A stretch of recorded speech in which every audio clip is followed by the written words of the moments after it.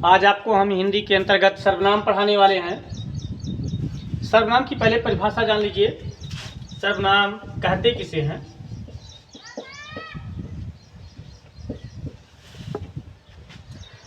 जो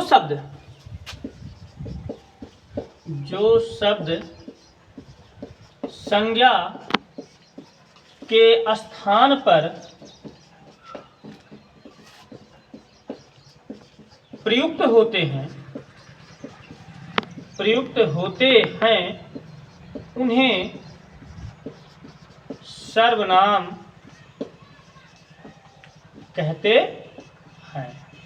ठीक, परिभाषा है जो शब्द संज्ञा के स्थान पर प्रयुक्त होते हैं उन्हें हम सर्वनाम कहते हैं। जैसे संज्ञा है नाम, स्थान इत्यादि, उसके स्थान पर हम जिन वाक्यों को प्रयोग करते हैं, जिन शब्दों को प्रयोग करते हैं उसे हम क्या कहते हैं? सर्वनाम। जैसे मैं, तुम, वह, ये सब क्या है? ये सब सर्वनाम आते हैं। क्या कहते हैं इसे? सर्वनाम कहते हैं।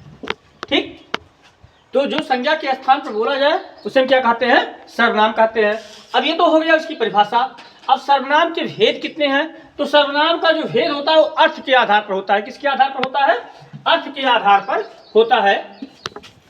अर्थ के ही तो अर्थ के आधार पर, किसके आधार पर? अर्थ के आधार पर सर्वनाम के भेद। ठीक, तो अर्थ के आधार पर जो सर्वनाम के आप भेद होते हैं वो 6 भेद होते हैं। कितने भेद होते हैं भैया? 6 भेद होते हैं। पहला है पुरुषवाचक सर्वनाम। ठीक, अब ये पुरुषवाचक में देखिए हम इसकी परिभाषा भी तत्काल आपको साथ में उदाहरण भी बताते चलेंगे ताकि आपको दिक्कत ना होने पाए। पुरुषवाचक सर्वनाम उसे कहते हैं उस सर्वनाम को जिसमें स्त्री और पुरुष दोनों का बोध होता हो, उसे हम क्या कहते हैं? पुरुषवाचक सर्वनाम कहते हैं। जिसमें स्त्री और पुरुष दोनों का बोध हो उसे हम पुरुषवाचक सर्वनाम कहते हैं। अब ये पुरुषवाचक जो सर्वनाम होता है, जैसे हमने बताया मैं, हम, तू, ठीक है, वह, ये सब क्या होते हैं? पुरुषवाचक सर्वनाम के अंतर्गत आते हैं।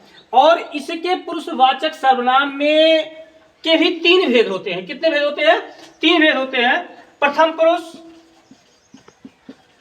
पुरुष वाचक सर्वनाम, मध्यम पुरुष वाचक सर्वनाम और उत्तम पुरुष वाचक सर्वनाम, ये 3 होते हैं। जैसे आपकी जानते हैं जो हमारे संस्कृत भाषा है, संस्कृत भाषा में 3 पुरुष होते हैं, प्रथम पुरुष, मध्यम पुरुष और उत्तम पुरुष। इन तीनों के अंतर्गत आते हैं। ठीक है, तो इसलिए इसको भी जानना जरूरी है। उत्तम पुरुष का मैं उदाहरण बता दे रहा हूं, मैं, हम। मध्यम पुरुष का आपका जो उदाहरण है वह है तू, तुम। ठीक, और जो उत्तम पुरुष का या अन्य पुरुष जिसे कहते हैं उसका उदाहरण यह है, यह, वह, वह। ठीक, ये आपका किसके अंतर्गत आता है? उत्तम पुरुष के अंतर्गत आता है। विशेष ध्यान रखिएगा कंपटीशन वाले विद्यार्थी। चलिए, अब दूसरा नंबर है जो अर्थ के आधार पर सर्वनाम बताया जा रहा है, दूसरा है निजवाचक सर्वनाम। निश्चयवाचक। क्या है? निश्चयवाचक सर्वनाम। अब निश्चयवाचक में देखिए जब किसी चीज की निश्चित चीजें तय हों तो उसी को हम क्या कहते हैं? निश्चयवाचक सर्वनाम कहते हैं। अब ये निश्चित चीज में से कहीं की दूरी या नजदीकी, जैसे अयोध्या से लखनऊ की दूरी कितनी है, तो एक निश्चित मापक होता है, तो उसके स्थान पर जिसका हम प्रयोग करते हैं उसे हम क्या कहते हैं? निश्चयवाचक कहते हैं। या किसी की अच्छाई, किसी की बुराई, किसी की विशेषता जब हम बताते हैं तब भी उसे हम क्या कहते हैं? निश्चयवाचक कहते हैं। जैसे वह अच्छा है। क्या है? वह अच्छा है। अब यहाँ पर जो अच्छा है वह तो सर्वनाम हो गया, लेकिन अच्छा जो है उसकी विशेषता बताई जा रही है, वह निश्चयवाचक सर्वनाम में आता है। आपका तीसरा है निजवाचक। क्या है?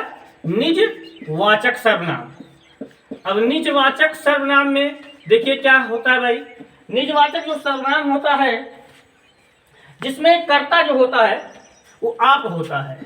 क्या होता है? आप। कर्ता स्वयं होता है, आप होता है, उसी को हम कहते हैं निजवाचक सर्वनाम कहते हैं। अब निजवाचक सर्वनाम में यह है, जैसे आप, आज, कल, कहाँ रहते हैं। अब ये आज, आप, कल, कहाँ, आप आज कल कहाँ रहते हैं, यही से ही आपकी निजता प्रतीत हो गई। जान मिला कि आप जो है वो क्या है? निजवाचक है, आपके ही बारे में कहा जा रहा है, तो वहां पर क्या होता है? निजवाचक सर्वनाम होता है।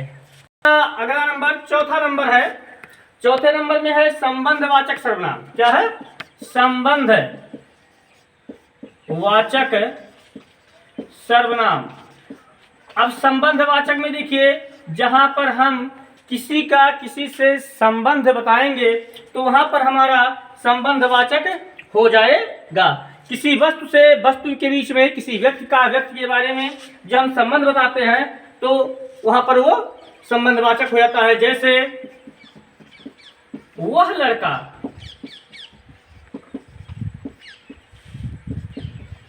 आज नहीं आया जो पढ़ने में अच्छा था। अब यहां पर देखिए भैया, यहां पर वही बताया जा रहा है, उसका संबंध बताया जा रहा है कि वह लड़का, कौन सा लड़का? जो पढ़ने में अच्छा था। अब वहां पर उसकी अच्छाई बताई जा रही है, इसलिए उस सर्वनाम से और उसकी संबंध बताया जा रहा है कि कैसा है कैसा नहीं है, तो वहां पर संबंधवाचक सर्वनाम होता है। पर आपका है पांचवा नंबर है, जो बहुत ही महत्वपूर्ण है, जिसे कहते हैं अनिश्चयवाचक। अनिश्चयवाचक सर्वनाम।